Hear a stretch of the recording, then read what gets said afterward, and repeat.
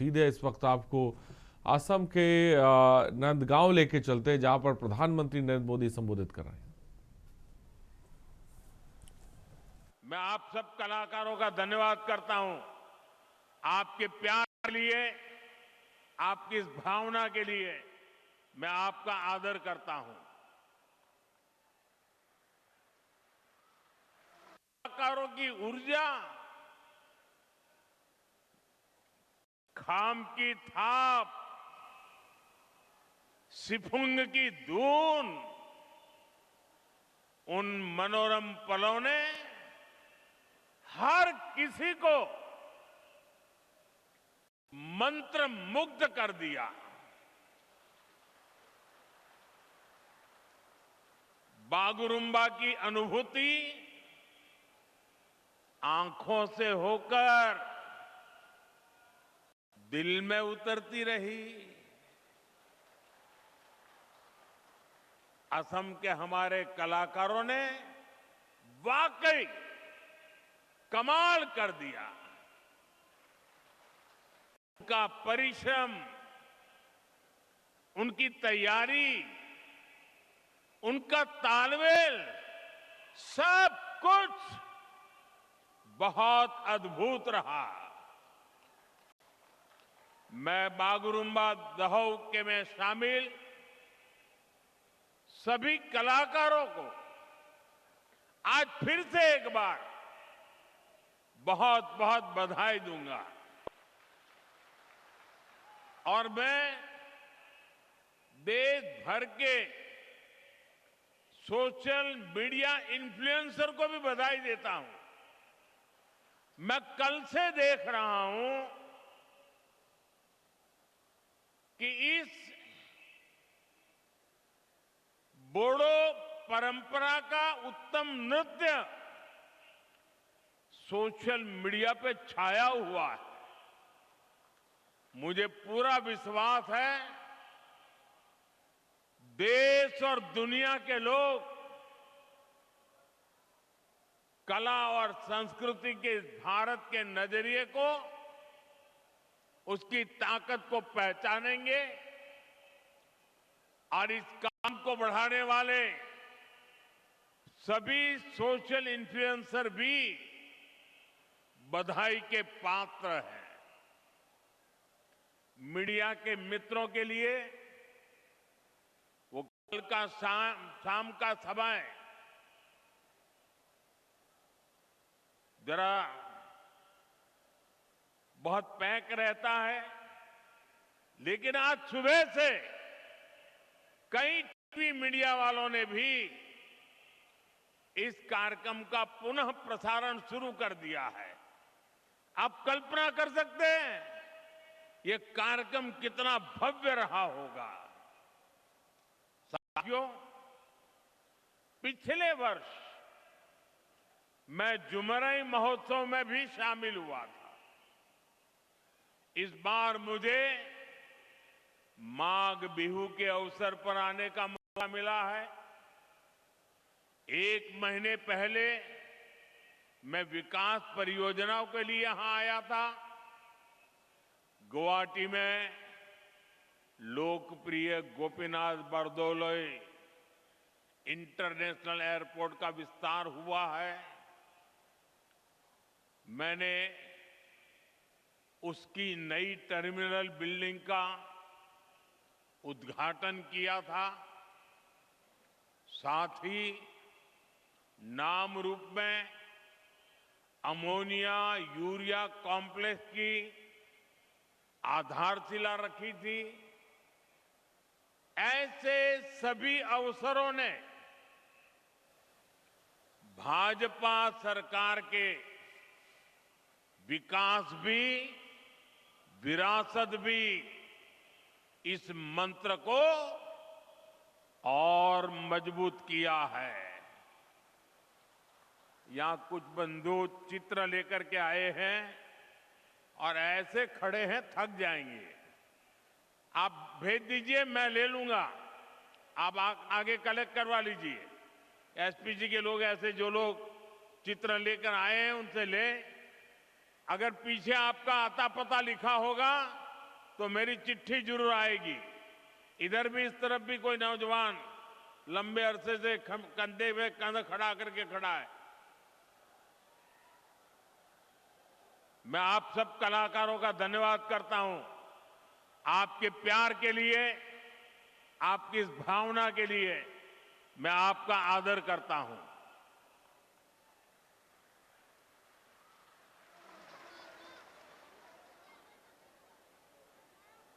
आप सब बैठ जाइए। जो यहां भी है वो ले लीजिए भाई, उनको परेशान मत कीजिए। साथियों, असम के इतिहास में कलियाबोर का अहम स्थान है। असम के वर्तमान और भविष्य के लिए भी ये स्थान बहुत महत्वपूर्ण है। ये काजीरंगा राष्ट्रीय उद्यान का प्रवेश द्वार भी है और ऊपरी आसाम की कनेक्टिविटी का भी केंद्र है। यहीं से महायोद्धा लसित बोरफुकन जी ने मुगल हमलावरों को बाहर करने की रणनीति बनाई थी। उनके नेतृत्व में असम के लोगों ने साहस, एकजुटता और दृढ़ संकल्प के साथ मुगल सेना को पराजित किया था। ये केवल एक सैन्य विजय नहीं थी, ये असम के स्वाभिमान और आत्मविश्वास का जयघोष था। अतीत में यहां से पूरे पश्चिमी असम की जिम्मेदारियां संभाली जाती थी। अहोम शासन के समय से कलियाबोर का रणनीतिक महत्व रहा है। मुझे खुशी है कि भाजपा सरकार में अब ये क्षेत्र कनेक्टिविटी और विकास का अहम केंद्र बन रहा है। साथियों, आज बीजेपी पूरे देश में लोगों की पहली पसंद बन गई है।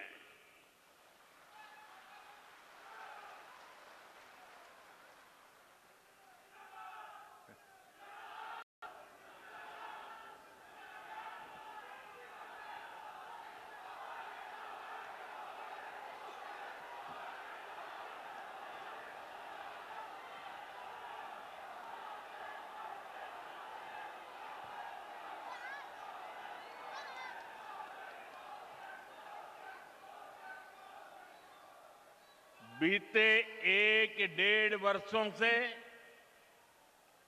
बीजेपी पर देश का भरोसा लगातार बढ़ता जा रहा है। हाल ही में बिहार में चुनाव हुए, वहां 20 वर्ष बाद भी जनता ने बीजेपी को रिकॉर्ड वोट दिए हैं, रिकॉर्ड सीटें जिताई हैं। 2 दिन पहले ही महाराष्ट्र के बड़े शहरों में मेयर और पार्षदों के चुनाव परिणाम आए हैं। मुंबई, जो दुनिया के सबसे बड़े निगमों से एक है, वहां की जनता ने पहली बार बीजेपी को रिकॉर्ड जनादेश दिया।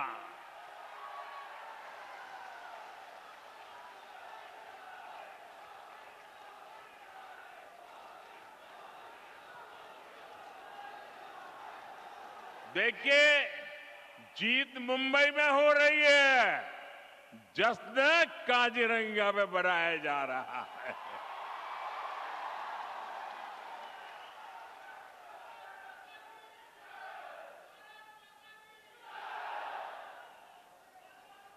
महाराष्ट्र के अधिकतर शहरों की जनता ने बीजेपी को सेवा का अवसर दिया है। साथियों, इससे पहले दूर सुदूर दक्षिण में केरला की जनता ने बीजेपी को बहुत बड़ा समर्थन दिया है। वहां पहली बार बीजेपी का मेयर बना है। केरला की राजधानी तिरुवनंतपुर में आज बीजेपी सेवा कर रही है। साथियों, बीते कुछ समय में जितने भी चुनाव परिणाम आए हैं, उनका जनादेश स्पष्ट है। देश का वोटर आज गुड गवर्नेंस चाहता है, विकास चाहता है। वो विकास और विरासत दोनों पर फोकस करता है। इसलिए वो बीजेपी को पसंद करता है।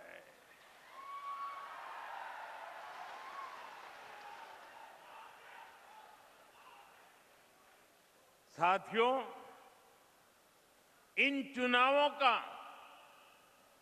एक और संदेश है। कांग्रेस की नेगेटिव पॉलिटिक्स को देश लगातार नकार रहा है। जिस मुंबई शहर में कांग्रेस का जन्म हुआ था, वहां वो आज चौथे या पांचवें नंबर की पार्टी बन गई है। जिस महाराष्ट्र पर कांग्रेस ने सालों तक शासन किया, वहां कांग्रेस पूरी तरह से सिमट गई है। कांग्रेस देश का भरोसा खो चुकी है, क्योंकि कांग्रेस के पास विकास का कोई एजेंडा नहीं है। ऐसी कांग्रेस कभी असम का काजीरंगा का भी भला नहीं कर सकती। साथियों, काजीरंगा की सुंदरता के बारे में भारत रत्न डॉक्टर भूपेन हजारिका जी ने कहा था, आमार काजीरंगा धन्यो।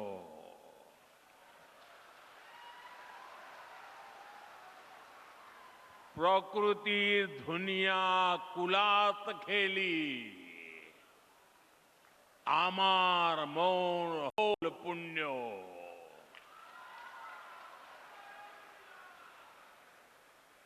इन शब्दों में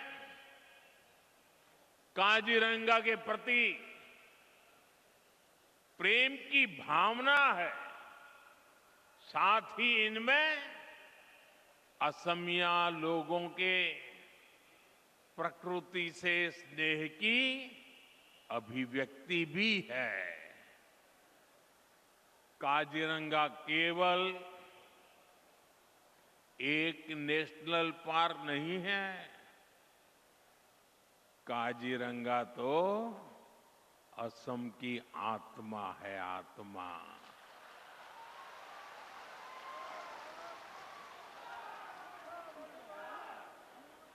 ये भारत की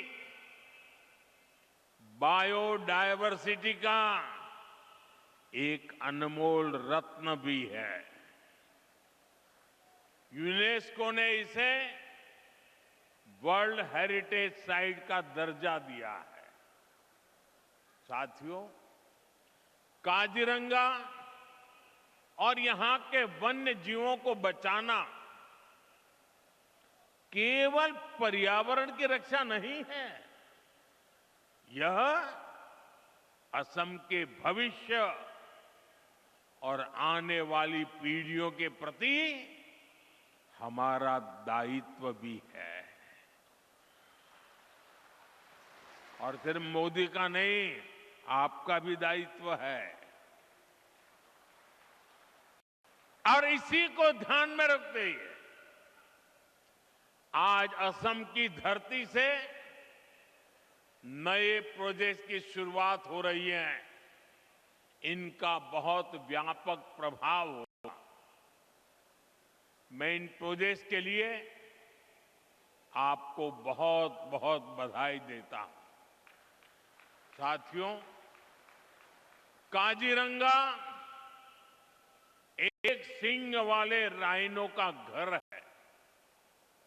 हर साल बाढ़ के समय जब ब्रह्मपुत्र का जल स्तर बढ़ता है, तभी सबसे बड़ी चुनौती सामने आती है। तब वन्य जीव ऊंचे इलाकों की तलाश में निकलते हैं। इसी रास्ते में उन्हें नेशनल हाईवे पार करना पड़ता है। ऐसे समय में राइनो, हाथी और हिरण सड़क के किनारे फंस जाते हैं। हमारा प्रयास है कि सड़क भी चलती रहे और जंगल भी सुरक्षित रहे। इसी विजन के तहत कलियाबोर से नुमालीगढ़ तक लगभग 90 किलोमीटर लंबा कॉरिडोर तैयार किया जा रहा है। इस पर लगभग 7,000 करोड़ रुपए खर्च किए जाएंगे। इसमें लगभग 35 किलोमीटर लंबा एलिवेटेड वन्य जीव कॉरिडोर भी बनाया जाएगा। यहां गाड़ियां ऊपर से गुजरेगी और नीचे वन्य जीवों की आवाजाही बिना किसी बाधा के बनी रहेगी। एक सींग वाला राइनो हो, हाथी हो या बाघ, इनके पारंपरिक मूवमेंट रूट्स को ध्यान में रखकर डिजाइन को तैयार किया गया है। साथियों, ये कॉरिडोर ऊपरी असम और अरुणाचल प्रदेश की कनेक्टिविटी को भी बेहतर बनाएगा। काजीरंगा एलिवेटेड कॉरिडोर और नई रेल सेवाओं से असम के लोगों के लिए नई संभावनाएं तैयार होगी।